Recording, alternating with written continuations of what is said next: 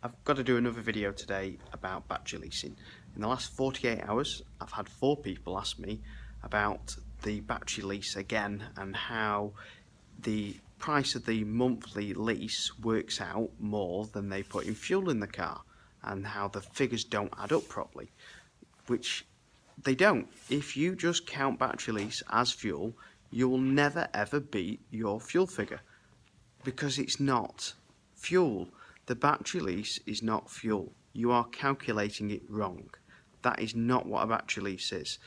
It's part of what it is, but a battery lease is a much more complicated system. So let's give it in this plain term. So I've got this Zoe for sale. It's a 2015 version. It's got 10,500 miles on it, and it's a 2015 car for £6,000. Now, what you're essentially doing is you're renting £7,000 worth of battery. So to put it in plain terms, if it was a petrol car, you'd be renting the engine. Yeah, you're renting the engine on a Zoe, effectively. The battery is the engine and you're renting it. You're also renting part of your fuel, which everyone gets, sort of mixed on the fuel part, but you are renting part of the fuel. You're also receiving breakdown cover. Now, not everyone has breakdown cover, but it's nice to have it. So you're also renting breakdown cover. You've also got a warranty on the battery for life of the lease. So as long as you're leasing the battery, it's under warranty from Renault. This is not the car, this is the battery. So it's like, if you like, you've got a long-term warranty on your engine that as long as you're paying the monthly figure for, you get the warranty included. So you've got a warranty on the largest part, you don't have any fuel to put in it, and you've got breakdown. So the next part I'm going to show you is what you can buy for £6,000. Now, this is Auto Trader Live. So this is Auto Trader. I've just gone straight on a normal Auto Trader and done a search. Now, just to show you what I've done, I've searched from £5,500 cars, 2015, up to 15,000 miles and automatic. Because that's exactly what a Zoe is. It's, it's obviously this one's coming in at 5970, but I've searched from 5.5, 2015, and I've also put automatic. Now I've gone to page 2, and the reason I've gone to page 2 is page 1 was full of Cat D cars. Now the cheapest car in the country, nationally, because this is a national search, which is automatic, from £5,500, 2 years old and under 15,000 miles, is, oh my god, it's a Zoe. So let's have a look at what the next cheapest car is. Oh, it's a Zoe. And then the next cheapest car, Category C write-off. Category C write-off. Now, if you don't know what a Category C write-off is, or Category D, it means it's been in a serious crash and it's been repaired. So another Zoe, another Category D, another Category D, another Zoe, another Zoe. That's just an Auto Trader advert. If you don't know about Auto Trader, they now sort by promotions, so you have to click that to go to lowest, and then they also throw promotions at the start and the end. Let's have another look. Corsa, Category D. Right, the cheapest car, which is not a Zoe, from 2015 is a Kia Picanto at 599, and that's a 2015 with 1,500 miles, and it's an 84 brake horsepower. So the cheapest, closest car to a Zoe is that. I found one. So what's after that? Let's have another look. More Zoes, more Zoes, more Zoes, even more Zoes. Page 4. Category D. So the next one is up at 6279, and that's 2015 with 14,000 miles, 75 brake horsepower, 1 litre. So it won't be as quick as a Zoe off the line, but it's the same brake horsepower. But as we all know, electric power delivers the speed quicker because your brake horsepower is always there. But that's also got £20 road tax. The Zoe's obviously free. Now I can do this all day long, but for under £7,000 for a 2-year car with that kind of mileage, you're pretty much only going to get a Zoe. There's no other cars that compete with that, and the reason is, you are essentially buying, when you buy a Zoe, you're buying a 14,000 car for £6,000, and you're renting the largest part of the cost. You need to factor into your calculations is the fact that your electricity cost is fixed for 12 months or 2 years or however long you've got to fix on your electricity. Petrol is not. Petrol is the most fluctuating price you can possibly get.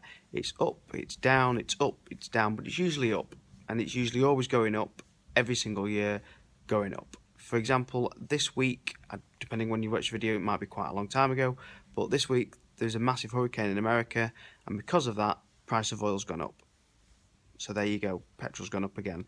Now, over the next time between now and the next 2 years, price of the fuel's going to go up probably pretty quick, where the price of electricity should in theory either static or fall.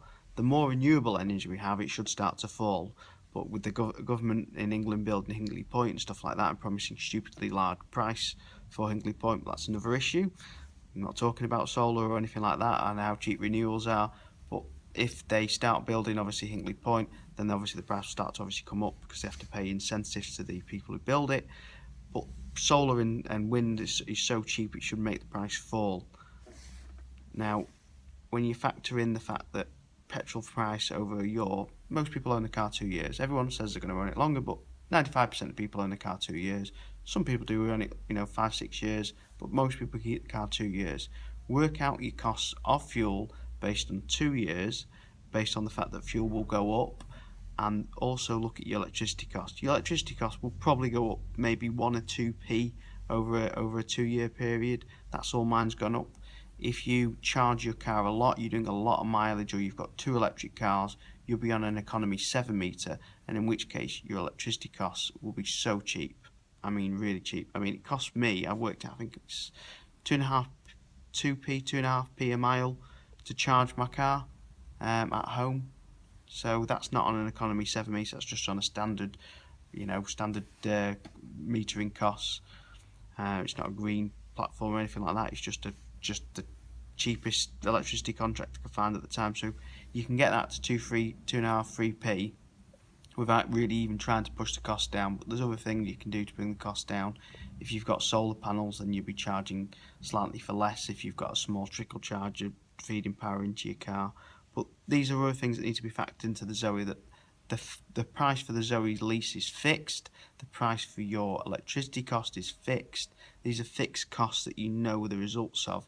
You don't know what the results of petrol might be in 2 years. At the moment, petrol works out and the lease works out roughly the same price. But like I said, the lease is more than just fuel.